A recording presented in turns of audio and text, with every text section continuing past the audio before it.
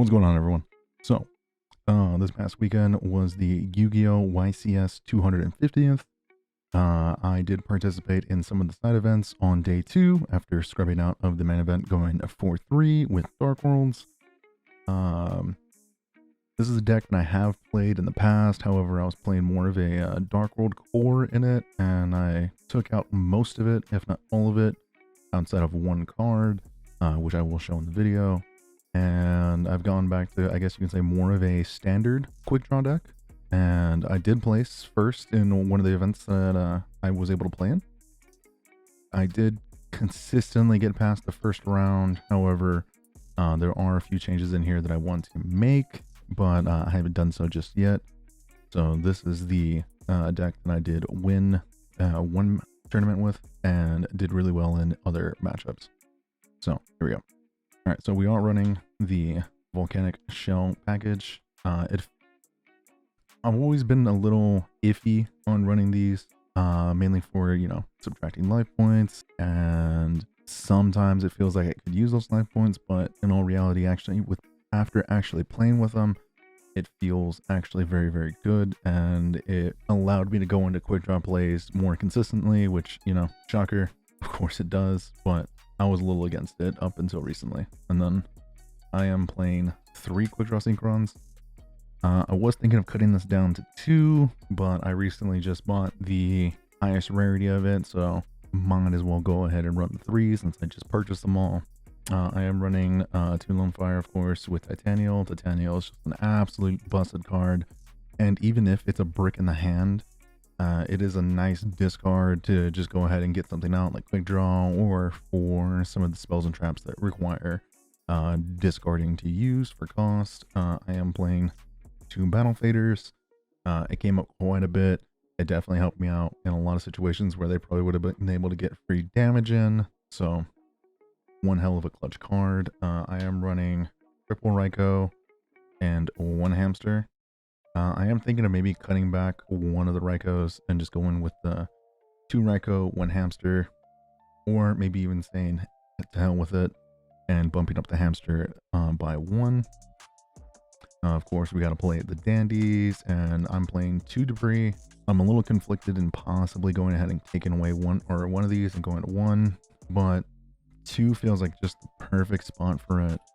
Seeing as in I'm able to go into Black Rose and go into quite a bit of under synchro plays with it. I also picked up the level 10, I believe it is, or level 9 synchro that you need dragons for.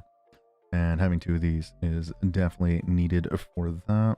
I am playing 1 Morphing Jar, which has really came in clutch. And I want to say, I know this is not going to sound a lot, but at least in like 40% of my games, it felt really good when I went off. And then the other times, either I didn't get to use it, or it kind of messed me up because people also do play Mind Control.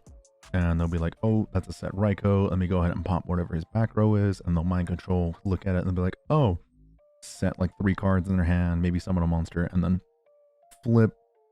It always feels terrible when it gets mind controlled, but it is what it is. It does tend to get sided out coming in game 2 and 3.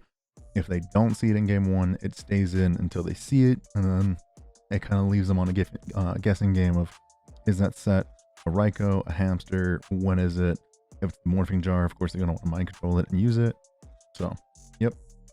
We also got the 1 Card Trooper, 1 Sangan, 1 tech card that I'm absolutely loving, but is definitely probably going to be coming out, is the Penguin Soldier. It actually came up really handily going against one of my Black Wings matchups, and surprisingly, I went against X-Sabers, and it actually helped out a lot. I am main decking 1 Crow. It is something that feels good in the main, just because you're able to get it back and constantly keep on reusing it if you can. And because of that, I am running 1 more in the side, and I'm thinking about going ahead and cutting that second one and maybe putting something else in, since I can get a lot of use out of the single Crow that's in the deck. Here is the 1 Dark World card that I'm keeping in, which is Brow. Brow feels absolutely busted whenever it is going off, just because I can go ahead and keep on reusing it over and over and over again, and I'm just plussing 2 cards every turn. Gets through the deck way quicker, and this is pretty much almost always going to be in. I am playing the 1 Gores, and I'm playing 3 Caius, and this is actually one of the cards that I'm thinking of taking out and only running 2. There was quite a few times where I would go into the match and then I would draw into 2, and then I'm hoping to draw into something else, like any other part of my engine, and then I go ahead and draw into the 3rd Caius, and it just feels really terrible running 3. I think it's just a personal thing. However, I'm going to be testing out only running 2 and going from there. And that's about it for the main deck monsters. It is a lot, but thankfully with the Raikos as well as a couple other cards, I'm able to go ahead and burn through a lot of the monsters very quickly and get through the deck, which is not that terrible. Now we're going to come over to the spells and traps. Oops, I just hit the camera. Getting used to this. I'm running 1 MST, 1 Heavy Storm. This deck on it hard loses to Oppression as well as some other dumb spells and traps that people use. You know, mainly Chariot, like for Glad Beast. Glad Beast is actually a really terrible matchup for this deck. I'm running the 1 Foolish. I'm running a Charge. I'm running Double Book. Book is an absolutely busted card. It feels great every single time I resolve it.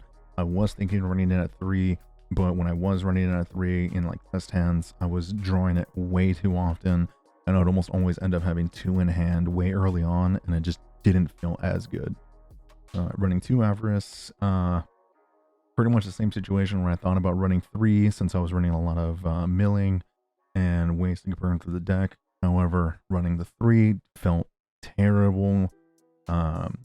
Yes, it's a discard fodder for some of my cards, but it just doesn't feel great when I have to discard it, and then a turn or 2 later, the graveyard's full, and then I'm sitting there not able to use it, or I can't use it because I had to discard it earlier.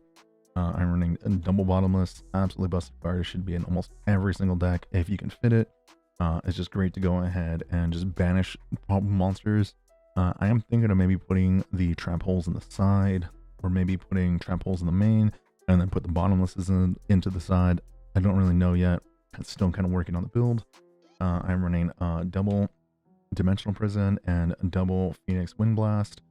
Dimensional Prison cannot be stated enough how absolutely amazing this card is. Just going ahead and once again just getting rid of problem monsters, unless of course they have Thought Ruler in the field, which you know sometimes comes up, but it's fine. If they have Thought Ruler, you can just go ahead and wall up and go ahead and just beat over with Draw Warrior.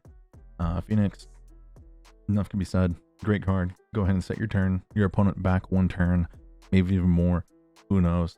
And then I'm also running 1 Solemn. This is another card that I'm thinking about taking out, just because the life point cost, the tax of sometimes using it whenever you're at 8,000 just feels really terrible. And life points are very, how can I say it? Very much needed in this deck because you do tend to be open a lot of the time. Unless, of course, you can get some tokens out. But, I mean, if they're also running, if you're going against Black Wings, piercing is 100% a thing, and it absolutely hurts anytime they pierce through your tokens. And then that is it for the spells and traps in the main. And then let's go on to the extra deck real quick before I forget. So I'm running double Draw Warrior. I want to go back to 3, but 2 feels good for right now. I'm running 1 Nitro Warrior, 1 Junk Archer, 1 Turbo Warrior, and then here is the dragon I was talking about earlier, Trident Dragon. Goes ahead. You do need a dragon type monster that's non-tuner to go ahead and go into this, which is why I'm running the 2 Debris Dragon instead of just the 1. And it's kind of a win more card, but I've yet to really use it. But when I do, I'll definitely go ahead and update the video and let you guys know how it goes. Of course, got to run the Dark End. Absolutely crazy card. Absolutely busted. Double Stardust. It comes up so often, and it just helps so much to go ahead and help with a lot of the flaws of this deck and a lot of the pitfalls of it. We are running the one Red Dragon Archfiend, Ancient Fairy Dragon, and of course the other two, Black Rose and Iron Chain. This plus a Debris Dragon gets you in Trident. I've seen Skin. I've yet to be able to get into it, but when I do, oh my god, that glare is insane. I'll go ahead and put these down here. And then here is the one Chimera deck, and then the rest of these are just tokens. Since we go through a lot of them, and most opponents don't tend to bring tokens with them for whatever reason. So this is the extra deck. And then let's go ahead and go into the side deck. I'm sorry for hitting the camera, by the way. Very, very much new to doing these kind of videos. So it is going to take some time to get used to it. So for the side, we're running one Twister. Absolutely needed. I might bump this up to 2, just because Royal Oppression is a thing, and a lot of floodgates are a thing that make this deck very hard to play. We're running the extra deep prison just because it's an absolutely busted card, and sometimes it's needed to go ahead and side this in for the third. I'm running double Karma Cut. These tend to come in games 2 and 3. It's just nice to be able to go ahead and get rid of any problem card on the field and just remove it entirely. It absolutely destroys frogs, and it also can definitely hurt many other decks.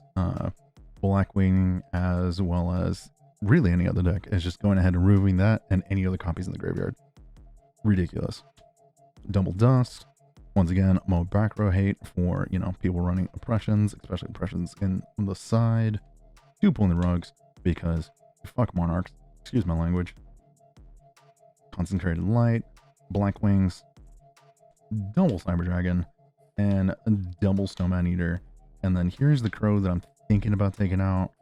I don't know yet what I'm going to take it out for it. Maybe I might put in one more Twister for it. I don't know yet. It's one of those slots where I'm kind of iffy on. If you guys have any recommendations, please let me know in the comments down below. But yeah, that is about it. The deck for me felt really good. Outside of course drawing one too many monarchs in certain games, and it just felt way too bricky. But outside of that, the deck felt good, it felt consistent, and I don't think there was really any game where I didn't feel like I could come back into it at any point until, I eventually lost. So hope you guys enjoyed. Thank you guys very much for watching this video. If you guys like the build and are thinking about testing it out yourself, please let me know down in the comments down below how you did with it, or maybe some changes that you guys would like to see in it, and maybe I'll try it out and post another video with the results. So once again, thank you and have a good one.